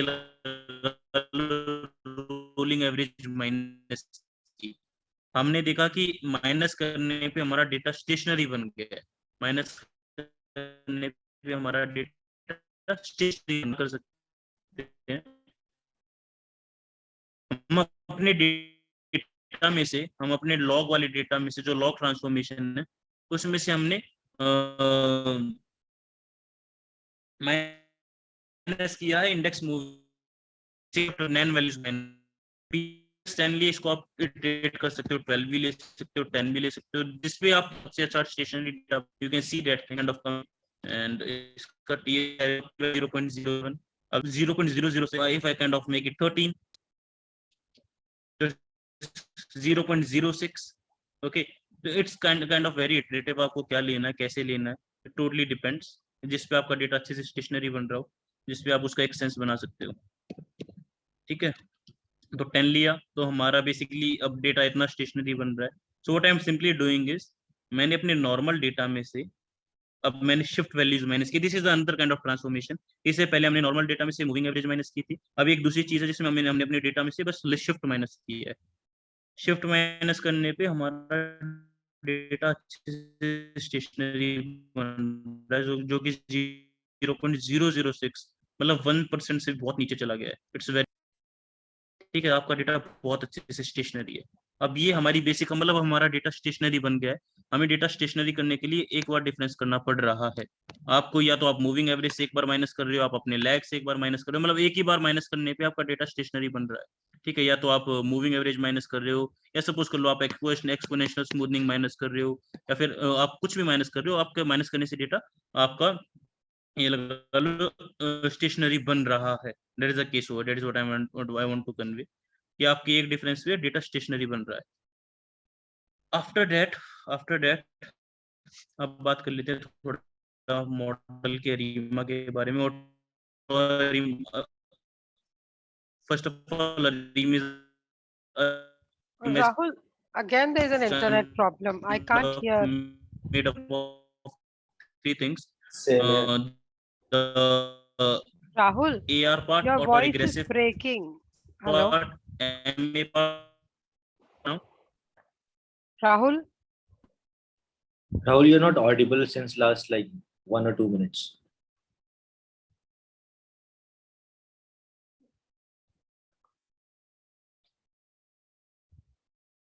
Hello? Rahul, you were Now not it's clear. audible at all. I was not Like audible 2-3 at all. minutes. Yeah, 2-3 minutes. तो कहाँ तक बोला था मैंने? Arima जब start किया तभी से. ओके ठीक है, तो अरीमा की बात कर लेते हैं फिर से। तो basically ARIMA consist of two specific things, that is AR and MA, and AR stands for auto regressive, MA stands for moving average, I stands for integrated. AR model basically होता क्या है, आसान भाषा में बोलूं, AR मॉडल बेसिकली सीज, जैसे मैंने यहाँ पे लिख भी रखा और शायद मैंने सभी को शेयर भी किया है, तो AR मॉडल है it says that I am dependent upon my previous things. देखो first of all auto regressive मतलब वो खुद को ही अपने आप से रिग्रेस करता है, अपनी वैल्यू को अपने आप से रिग्रेस करने की कोशिश करता है। मतलब आसान भाषा में कि आपके जैसे ये पूरा एग्जांपल यहाँ पे बहुत सबसे परफेक्ट एग्जांपल लिखा हुआ है, ये आपके कंट्री की GDP depends upon the factories that were established in previous year, कि पिछले साल कितनी फैक्ट्री आपने बेसिकली बनाई, जिसके बेसिस पे आपका इस साल की GDP फोरकास्ट हो रही है। So that is the case, basically auto regressive model kind of depends upon the you can C previous entries, previous की पिछले कितने इंस्टेंसेस पे डिपेंड कर रहा है वो, पिछले साल की GDP कैसी थी, उससे पिछले साल की कैसी थी। So that is the kind of thing that is present with this AR model आसान भाषा में। Moving on to moving average doesn't fall to your lag values, मतलब आपके पीछे की वैल्यूज पे ना डिपेंड करके, it depends upon the error values. मतलब जैसे this is the example that is present over here. आसान भाषा में आई एम अगेन सेइंग आसान भाषा, I don't know why. So it means कि जैसे सपोज कर लो एक बंदा केक लेके गया, सपोज क्लासिक एग्जांपल है, ऑनलाइन भी बहुत क्लासिक एग्जांपल है, कि एक बंदा अपने प्रोफेसर के लिए केक्स लेके जाता है, ठीक है, एंड उसका प्रोफेसर बोलता है कि भाई आज तो 2 केक कम लाया, आज तो 3 केक कम लाया, आज तो फिर से 2 केक कम लाया। तो बेसिकली उसको कोशिश करता है कि अच्छा 2 केक कम लाया, तो अगले दिन वो 2 बढ़ा के लेके जाएगा। सपोज कर लो पहले दिन 10 केक लेके गया, तो प्रोफेसर ने बोला you have brought 2 cakes more, तो he will simply take on next day 8 cake लेके गया। तो अब प्रोफेसर बोलता है कि you have brought 3 cakes less, तो फिर अगले दिन बढ़ा के लेके जाएगा, 8 + 3 लेके जाएगा, 11 केक लेके जाएगा। प्रोफेसर ने बोला फिर से 2 केक ज्यादा लिया। तो जस्ट ट्राइंग टू कैसे इट डिपेंड्स, आप अपने पीछे की एरर टर्म्स देख के, एरर बेसिकली आसान भाषा में रेसिडुअल, तो you see your error terms based upon that you make a thing. So that is what this thing is. ये basically आपकी moving average model key thing है कि आपका जो करंट वैल्यू है, आपकी जो करंट वैल्यू है आपके कितने एरर टर्म्स पे डिसाइड करती है। मतलब अगर आप आज केक लेके जा रहे हो तो क्या वो आपके कल के एरर को ही फॉलो कर रहा है, उससे भी पीछे के एरर को फॉलो कर रहा है, उसके भी पीछे के एरर को फॉलो कर रहा है। That is a simple case, you can से simple case in a simple language कि आपकी जो आज की वैल्यू है वो कितनी एरर टर्म से रिलेटेड है। मतलब अगर आज आप 10 केक लेके जा रहे हो तो कितनी वैल्यूज को आप एक किस्म से कंसिडर कर रहे हो कि अच्छा उस दिन उसने 2 बोला था, 3 बोला था, 1 बोला था, तो इसको मैं सम अप करूं तो मैं आज एक किस्म से कैसे ना कैसे ऊपर नीचे कैलकुलेशन करूं तो 10 केक लेके जाने चाहिए मेरे को आज, ऐसे। That is the case of moving average. Moving average को उस वाली एवरेज से मत कवर कर देना, इसका नाम ऐसा है ना, तो इसको मूविंग एवरेज इस वाली से मत कंफ्यूज कर देना, ठीक है। ये बहुत ही अलग केस है, नाम इनका सेम है, ये मॉडल है, वो मूविंग एवरेज कंसेप्ट है। दुनिया इसमें सबसे ज्यादा कंफ्यूज होती है, एक अलग सिक मॉडल है। हालांकि इंडिपेंडेंट लिंक को रेयरली कोई यूज करता है क्योंकि इंडिपेंडेंट लिंक में इतनी स्ट्रेंथ होती नहीं, तो इसलिए एआर और एमए को एक साथ यूज करती है हमेशा दुनिया, जिससे आपका अरीमा बनता है, ठीक है। पी की डी क्यू अब इनको समझेंगे है चीज क्या। तो एआर बेसिकली वही आपकी टर्म्स पे डिपेंड करता है, एक्चुअल वैल्यूज पे डिपेंड कर रहा है कि आपकी current value X at time T आपकी पिछली वैल्यू पे डिपेंडेंट है।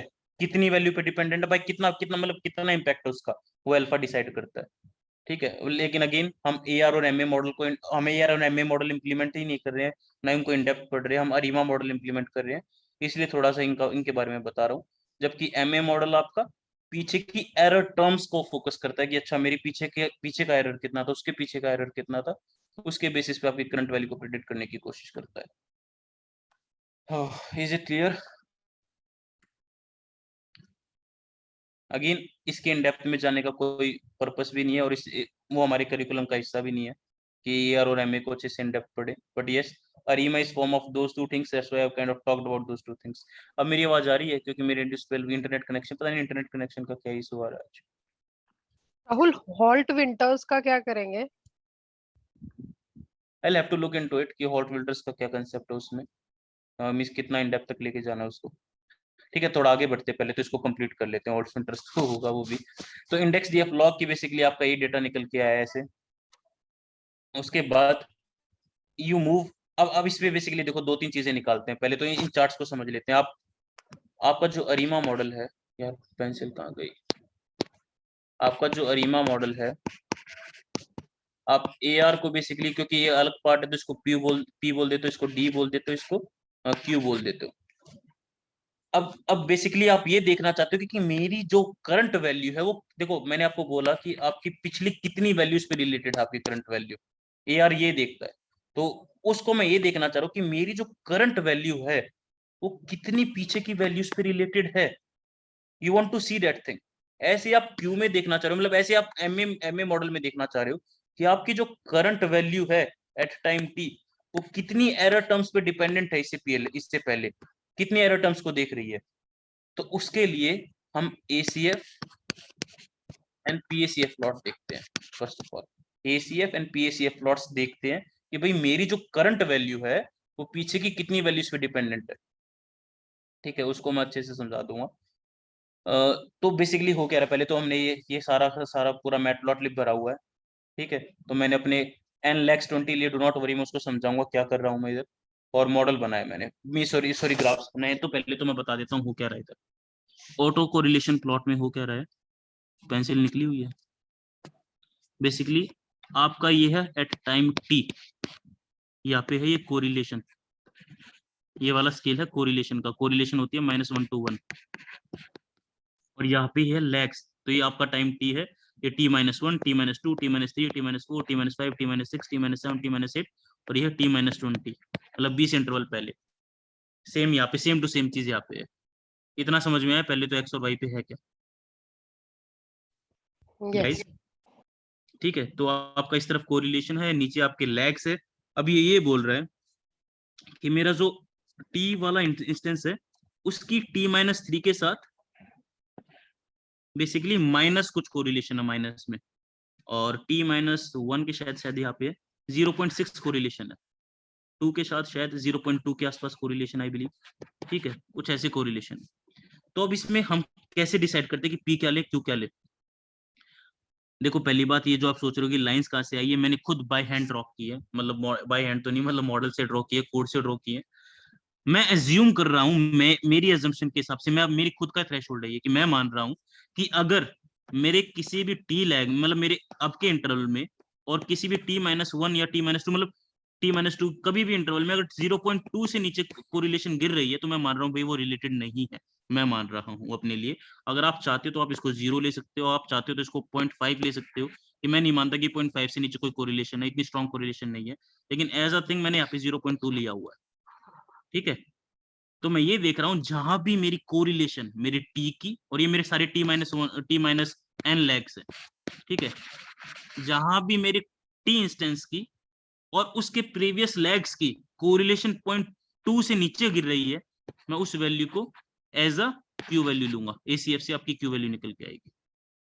Are you getting it? क्योंकि उसके बाद कोरिलेशन है ही नहीं, उसके बाद वो इम्पैक्ट ही नहीं कर रहे हैं उसको।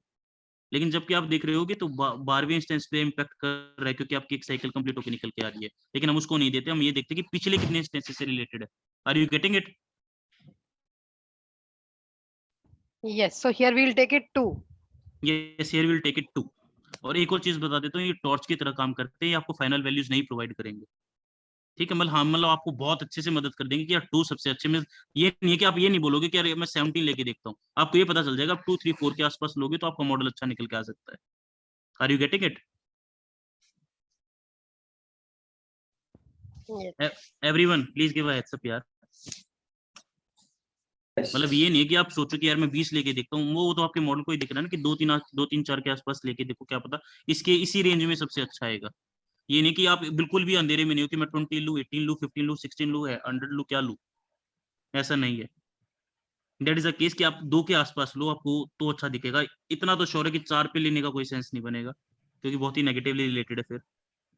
और सेम वे पीएसीएफ में, पीएसीएफ में आपके लैग्स देखो, इसमें तो आपके प्रीवियस इंस्टेंसेस से, इसमें प्रीवियस इंस्टेंसेस के एरर्स से बेसिकली आपका रिलेशन निकाल रहा है ये। ठीक है, एक सेकेंड, इसमें इसमें एरर है। राहुल, हम एरर्स क्यों ले रहे हैं? इनको डिफरेंसेस नहीं लेंगे? डिफरेंसेस भी ले सकते हैं, कॉमन टर्म इसको एरर बोलते हैं, इसलिए मैं वैसा बोल रहा हूँ। यार इरेजर भी नहीं है, तो टाइम भी नहीं, ऊपर से फिर एम टाइम पे सब कुछ नहीं निकलता है। एक सेकेंड, थोड़ा सा एक्सटेंड करते हैं फिर क्लास को 10-15 मिनट। और इसमें भी वही देख रहा है कि आपका इंटरवल टी पे कौन से इंस्टेंस पे आपका जो आपने थ्रेशोल्ड लिया उससे नीचे गिर रहा है। अगर आप चाहते हो कि यार मैं तो 0 कर लूंगा, तो बेसिकली आई बिलीव 2 पे चला जाएगा। इस पे शायद 1 के आसपास जा रहा है। ठीक है, 2 ही जा रहा है, मेरे को तो 1 लग रहा है, 2 लग रहा है, जो भी है। मीन्स इतना जरूर पता है कि मेरे को 1 से 0 से लेके 4 तक के अंदर होगा, जो भी होगा मैक्स टू मैक्स। ये नहीं है कि मैं 20 लेके चलूं। Are you getting what I am trying to convey? तो इसमें भी सेम है, यहाँ पे कोरिलेशन है, यहाँ पे आपके लैग्स हैं, और ये आपका टी एट 0 है, फिर टी एट -1 है, टी एट -2 है, कि कितने इंस्टेंसेस से रिलेटेड है। और जहाँ पे आपका थ्रेशोल्ड आपका थ्रेशोल्ड ब्रीच कर रहा है, नॉर्मली दुनिया 0.2 ही लेती है, या फिर 0.1, कुछ दुनिया तो 0.4 भी लेके चलती है, कि भाई मेरा उसको ब्रीच कर रहा है तो मैं उतना ही पी और क्यू लूंगा। Are you getting the point? P and Q has to be same or can we take it different? No, they can be different, they can be totally different. मेरे इस डेटा में इनको थोड़ा सा same सा दिख रहा है, लेकिन दे कैन बी टोटली डिफरेंट। कई बार पीएसीएफ बेसिकली इसकी वैल्यूज 8 तक भी आ जाती है। So totally depends upon data, आपका डेटा कैसा है, क्योंकि मैंने तो डेटा ही प्लॉट किया ना बस। ठीक है, तो मूविंग अहेड, आपने मॉडल यूज किया जो कि अरीमा मॉडल है।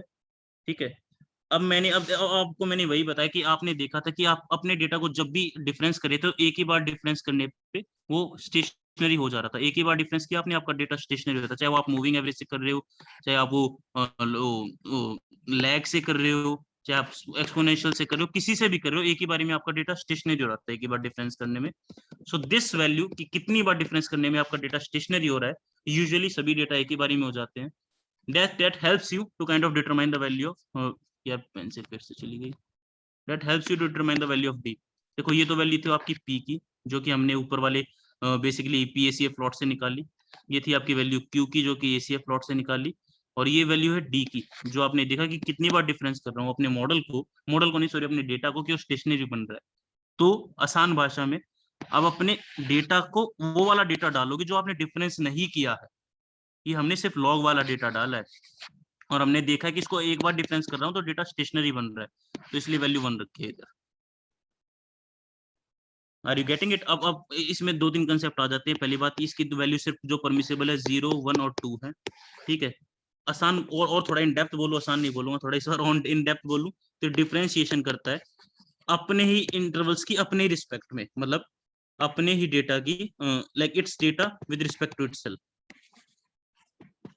बहुत it's data with respect to itself, ठीक है। कि कितना करूं जिससे वो स्टेशनरी बन रहा है, कितना करूं जिससे वो एरर टर्म्स को अच्छे से डिफाइन कर पा रहा है, मतलब इसके पीछे अलग ही कंसेप्ट है। लेकिन टू हेल्प इट आउट, पहले तो 3 वैल्यू पॉसिबल है तो आप तीनों वैल्यू के साथ चला सकते हो ग्रिड सर्च में। लेकिन अगर फिर भी आपको बहुत प्रिसाइज होना है कि 3 वैल्यू में भी मेरे को एक ही वैल्यू चाहिए, तो आपको डिफरेंस की, आपने अपने डेटा को कितनी बार डिफरेंस किया था जिसके कारण आपका डेटा स्टेशनरी बन रहा है, तो वो आप ले सकते हो। Are you getting it? Yes. तो पहले तो वैल्यूज ही 3 पॉसिबल है, तो दुनिया सभी पे ग्रिड सर्च करके ही चलाती है, मैं बता दूं आपको, क्योंकि 3 वैल्यूज में कुछ ज्यादा मुश्किल तो होगा नहीं, बट स्टिल आप बिल्कुल प्रिसाइज होना चाह रहे हो तो आप ये पास कर सकते हो। 2 stands for second order differencing. In depth बताऊं तो कि आप अपने डेटा को 2 बार डिफरेंस करोगे उसके खुद के रिस्पेक्ट में। 1 stands for first order differencing, 0 stands for no differencing, कि आप डिफरेंस ही नहीं कर रहे हो अपने डेटा, कोई डिफरेंशिएशन नहीं होगी, मतलब आपका डेटा आप मान रहे हो ऑलरेडी स्टेशनरी है, ठीक है। So that is the concept behind this integrated part. मैं एक लिंक भी शेयर कर दूंगा, थोड़ा और भी ज्यादा इन डेप्थ जाना है तो उसमें तो पूरी अच्छे से डिफरेंशिएशन भी करके दिखा रखी है बंदे ने, so you can look into that, ठीक है। Sorry guys. तो बेसिकली ये हमारी होगी value P, I and Q. P और क्यू हमें पता चल गया हमारे एसीएफ और पीसीएफ प्लॉट से। आई पता चल गया हमारे डिफरेंस की, कितनी बार डिफरेंस करने से हमारा ये वाला डेटा, सो ये लगा लो स्टेशनरी बन रहा था, तो वो चीज हमने इधर देखी है, बस और कुछ नहीं। अब उसके बाद मैंने मॉडल को फिट, यार एक तो मैंने मॉडल को पहले तो मैंने क्या, मॉडल को फिट किया, मॉडल की फिटेड वैल्यूज निकाली, डेटा फ्रेम बना लिया, उसको प्रेडिक्टेड में डाल दिया, और मैंने एक और वैल्यू, एक और एक कॉलम ऐड किया है मैंने। कहाँ गया वो कॉलम, एक सेकेंड, ऐड किया था यार कहीं का, ये रिजल्ट अरीमा में मैंने फिटेड वैल्यूज डाल दी। उसके बाद एक, अच्छा ये मैंने ओरिजिनल रिजल्ट्स बना रखे हैं जो कि मैंने ज्वाइन कर दिया है, मैंने मिस अपने रिजल्ट अरीमा डीएफ को, जो कि ये वाला है जिसमें मेरी फिटेड वैल्यूज अरीमा की, उसको मैंने ज्वाइन कर दिया अपने ओरिजिनल रिजल्ट्स के साथ कि सेम डेट पे सेम वैल्यूज आ जाए, और उसको बस मैं प्लॉट कर रहा हूँ। तो टाइम सीरीज तो बहुत गंदी बन रही है। रेसिडुअल सम ऑफ स्क्वायर्स 158 आ रहा है। रेसिडुअल सम ऑफ स्क्वायर्स कैसे निकाला है, जो मेरी original predicted value minus the passenger value और इसका स्क्वायर, इसको आरएमएससी भी निकाल सकते हो अगर आप इसका आरएमएससी निकालना चाह रहे हो तो, but sum of squared value is this. RMSC कितना होगा इसका, आई बिलीव 12-13 के आसपास होगा। एग्री? 12 या 13, 169, 12.5 समथिंग होगा। Are you getting it what I am trying to convey? मतलब क्या किया हमने, डेटा पास किया, ये वैल्यू पास की, उसके बाद मैंने उसे मॉडल से बोला अच्छा फिट करके बता जिस वैल्यू पे तूने बनाया है अपने आप को, तेरे हिसाब से वो वैल्यूज कैसी होनी चाहिए। और फिर मैंने क्या किया, उसको ओरिजिनल वैल्यूज के साथ प्लॉट किया है, तो मॉडल ऐसा कुछ रिजल्ट दे रहा है। रेड लाइन बेसिकली मॉडल की प्रिडिक्शन है और ब्लू लाइन ओरिजिनल डेटा है, तो मॉडल काफी गंदा ये दिख ही रहा है, but yes that is how it is. I believe you are getting what I am trying to convey guys. Yes. Yes. तो बस मैंने वही किया, मॉडल गंदा है। अब एक चीज और बता देता हूँ आपको, राहुल, इसमें हमने वापस कहाँ कन्वर्ट किया वैल्यूज? ये जो वैल्यूज है ना, नीचे करेंगे यहाँ पे मैंने कन्वर्ट कहा कि मैंने index DF log shifting use किया है ना। हाँ, देखो हाँ। मैंने जो data frame original values use की है मैंने, वो माइनस वाली यूज की है। मतलब मेरा मॉडल इस वाले डेटा को, यार एक तो पेंसिल है ना, मॉडल राहुल, फिर से इंटरनेट ले रहा है, इसको इसके अंदर डिफरेंस क्या है, लेकिन अब आवाज आ रही है? हेलो, अब आ रही है। तो मैंने यहाँ पे तो डेटा नॉर्मल पास किया था क्योंकि मेरा मॉडल खुद से डिफरेंस कर रहा है उसको, और यहाँ पे मैंने क्या किया, मैंने वो डेटा ही पास किया जिसको मैंने डिफरेंस किया था। सो that is the thing that is coming kind of popping up, ठीक है। अब इसके बाद ये वैल्यूज को ट्वीक करेंगे, थोड़ा सा ऊपर नीचे करके देखते हैं, 212 लेके देखते हैं, तो थोड़ा सा शायद घटा है बढ़ा है, 158 से 145 आ गया है, तो नियर टू 12 आ गया, नियरली 12 आ गया। अब आपका RMS ही बोलूंगा 12, ये sum of square 745, same thing I have done again. ठीक है, so it kind of you can say forms, आप थोड़ा सा पैटर्न कोशिश कर रहे हैं फॉलो करने की, आप थोड़ा सा देखो कि सीजनलिटी पैटर्न इंक्रीज करने की कोशिश कर रहा है, but still the model is not that good, it's kind of okay not that good. अब एक चीज बता देता हूँ, हमारा जो ये डेटा है ना लॉग शिफ्टिंग वाला, ये हमने लॉग निकाल के जिसमें से हमने शिफ्ट वाला माइनस किया था, उसकी रोलिंग अप की ट्रांसफॉर्मेशन का तरीका ये है, मतलब ये सभी को पता है कि इसकी रोलिंग अप का ट्रांसफॉर्मेशन का तरीका ये है। अगर आप कोई और ट्रांसफॉर्मेशन करते हो तो you have to figure out कि उसके रोलिंग अप का ट्रांसफॉर्मेशन क्या है। Got it? मैं फिर से लिख देता हूँ इस चीज को, जब आपने लॉग लिया है उसमें से आपने शिफ्ट वाली वैल्यूज माइनस की हैं, तो उसके रोलिंग अप का ये तरीका है उस ट्रांसफॉर्मेशन को रिवर्स करने का। अगर आप कोई और ट्रांसफॉर्मेशन ले रहे हो, एक्सपोनेंशियल स्मूथनिंग ले रहे हो या कुछ भी ले रहे हो, तो उसका ट्रांसफॉर्मेशन का तरीका आपको ढूंढना पड़ेगा। ये ट्रांसफॉर्मेशन का तरीका वाइडली अवेलेबल है, इसको वापस रोल अप करना तो ऐसे कर सकते हो, एक्सपोनेंशियल को भी आप यार निकाल तो सकते हो कि आपने एक्सपोनेंशियल किया, उसको कैसे कैसे मैं वापस चलूं जिससे मेरी नॉर्मल वैल्यूज आ जाए। सो that is the only thing how it happens. ठीक है, तो हमारी जो फिटेड वैल्यूज है वो ऐसी हैं, क्योंकि हमारी फिटेड वैल्यूज एक किस्म से हमने लॉग वाला डीएफ पास किया था, उसने उसको वन एक बार डिफरेंस किया है, जिसके कारण बेसिकली डिफरेंस किया, तो हकीकत में तो बैकएंड में वो डिफरेंशिएशन कर रहा है उसकी। ठीक है, डिफरेंशिएशन किया तो ऐसी वैल्यूज आ रही है। तो फर्स्ट ऑफ ऑल कम सम से वो देखो डिफरेंशिएशन क्या करता है, डिफरेंशिएशन क्या करता है, आपके आपके डेटा को ब्रेक इन करता है। तो कम सम करने से आप अपने डेटा को रोल अप कर रहे हो वापस, मतलब एक किस्म से जो मॉडल ने अपने अंदर डिफरेंशिएशन की है, कम सम करने से आप उसको रोल अप कर रहे हो वापस। Are you getting it? कम सम करने से आपने अपने डेटा को वापस रोल अप कर दिया है। उसके बाद आपको आपको जो np.log लिया है, उसके लिए आपको np.exp लेना पड़ता है to roll up the log value back again. मतलब मॉडल की ये फिटेड वैल्यूज आई, कम सम किया तो ऐसी वैल्यूज बन गई। अब कम सम को मैं ओरिजिनल डेटा में ऐड कर रहा हूँ, जो कि डीएफ वाला है, क्योंकि ये मेरा डिफरेंस डेटा है। डिफरेंस वैल्यूज को मैं कम सम में, क्योंकि ट्रांसफॉर्मेशन ऐसे रिवर्स हो रही है, तो डिफरेंस डेटा निकल के आया, डिफरेंस को लॉग में ऐड किया। उसके बाद अब लॉग सिर्फ लॉग वाली रहेगी, क्योंकि एक किस्म से हमने डिफरेंस वाली वैल्यूज रोल अप कर ली है। अब सिर्फ लॉग वाली रहेगी, तो लॉग वाले को np.exp करके आप एक्सट्रैक्ट करोगे वापस। तो मतलब जो आपका डॉट लॉग डेटा है ना, वो वापस रिवर्स होता है np.exe से, एक्सपोनेंशियल से। ये आपका लॉग रिवर्स कर देता है, बेसिक लॉग, लॉग ऑफ ई बोल रहा हूँ मैं, लॉग ऑफ 2 नहीं है, ये लॉग ऑफ ई है। तो इसको रिवर्स कर देगा वो। रिवर्स करने के बाद this is how it comes up. ठीक है, ये आपका ऐसा मॉडल दिख रहा है, मॉडल बोल रहा है कि भाई ऐसा ऐसे प्रिडिक्शंस आएंगे। Are you getting it? तो ये वाली जो ट्रांसफॉर्मेशन है ना अपनी, जिसमें हमने लॉग लिया है और फिर लैग माइनस किया है, तो कम सम तो आप नियरली हर एक उसमें करोगे। क्यों? क्योंकि आपका मॉडल डिफरेंस करता है बैक एंड में, तो आप कम सम तो करोगे ही करोगे डेफिनेटली। उसके बाद अगर आपने लॉग लिया तो आप np.exp लोगे। आपने अगर कोई और भी ट्रांसफॉर्मेशन लगाई तो उसको आपको वापस रिवर्स करना ही पड़ेगा। सो that is the concept over here. और फिर प्रिडिक्ट करते हैं तो आपने किस्म से अपनी वैल्यूज को वापस रीस्केल कर दिया, मतलब डी स्केल कर दिया, डी स्केल बोलूंगा, तो ऐसा कुछ मॉडल निकल के आ रहा है। It is not good of course, लेकिन आज जैसा भी है वैसा ही है। And suppose if you want to predict कि भाई मेरे को आगे की प्रिडिक्शन करनी है, तो आपने बोला 1 से लेकर 264, तो 1 से लेकर 264 बेसिकली 144 जो कि हमारा एग्जिस्टिंग डेटा है। जब भी वो आपके मैंने बोला कि 1 से लेकर 264, 144 तो आपका एग्जिस्टिंग डेटा है। 144 प्लस 120, मतलब आप 120 के लिए प्रिडिक्शन कर रहे हो, जो कि है शायद 10 साल। ठीक है, तो और ये क्या बोल रहा है, ये बोल रहा है कि कुछ भी हो जाए और सब कुछ नॉर्मल होता है, सब कुछ।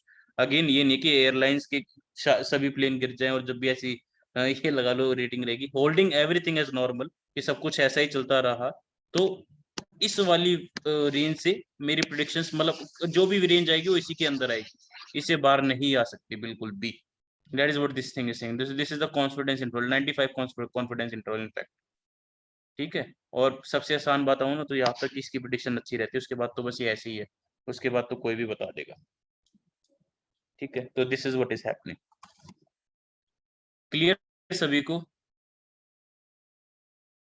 ये 2 बार प्लॉट करता है और ये भी इसमें प्रॉब्लम है। तो अब प्लॉट प्रेडिक्ट करोगे 2 बार प्लॉट करेगा सेम चीज को। और बस आपको सिर्फ 120 की फोरकास्ट करनी है, तो रिजल्ट अरीमा डॉट फोरकास्ट स्टेप्स 120, मतलब आप आगे के सिर्फ 10 साल की प्रिडिक्शन कर रहे हो तो आपको वैल्यूज निकाल के दे देगा वो। जैसे अगर एक्स दिखाऊंगा तो एक्स को रोल अप करना पड़ेगा आपको वापस, तो ये एक्स की वैल्यूज आई, इसको रोल अप करना पड़ेगा सेम मेथड से। So clear everyone? Yes. So this is what happens. तो यहाँ पे ट्रांसफॉर्मेशन चूज तो कुछ भी कर लो, लेकिन ये भी देखना पड़ता है कि वो ट्रांसफॉर्मेशन क्या मैं स्केल अप वापस कर पाऊंगा कि नहीं कर पाऊंगी। Got it? तो इसलिए मोस्ट ऑफ द केसेस में यार लैग में, मैंने तो आज तक जितने भी केस देखे हैं, मैंने रियल शेयर मार्केट के डेटा पे भी लगा रखा है। आप सोच रहे हो कि डमी डेटा है इसलिए इतनी आसानी से चल गया है। I have even made it on share market model, lag से ही नॉर्मल वो आपका स्टेशनरी डेटा जब भी हो जाता है साथ के साथ। 95% से भी ज्यादा डेटा आप सिर्फ सिंपली लैग से सब्ट्रैक्ट कर दो, it will be stationary, let me tell you. So are you getting it guys? So this was the time series, gradient descent and PCA. सभी को क्लियर हुआ कि नहीं यार, बताओ तो सही। Yeah, better than before. Gradient descent में मेरे हिसाब से बेटर देन फर्स्ट टाइम हुआ है। Yeah. ग्रेडियंट डिसेंट में कंसेप्ट सुलझा कि नहीं सुलझा? हाँ, काफी Yeah. अंडरस्टैंड। पीसीए में मैं कई बार क्या करता हूँ, मैं ज्यादा इंफॉर्मेशन फेंकने के चक्कर में बहुत ज्यादा फेंक देता हूँ, तो कंफ्यूज हो जाते हो आप लोग फिर इधर उधर। तो लिमिटेड इंफॉर्मेशन के साथ समझाने की कोशिश की, जितनी जरूरत है उतनी ही।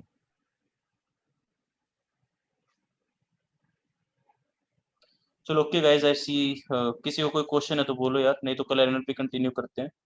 And let's wind up the class of today. So thank you guys for attending the class. Stay safe, stay fit, and work hard everyone. Thank you. Thank you, Ram. Bye. Thank you Bye. Deepa, thank you guys. Bye. Bye.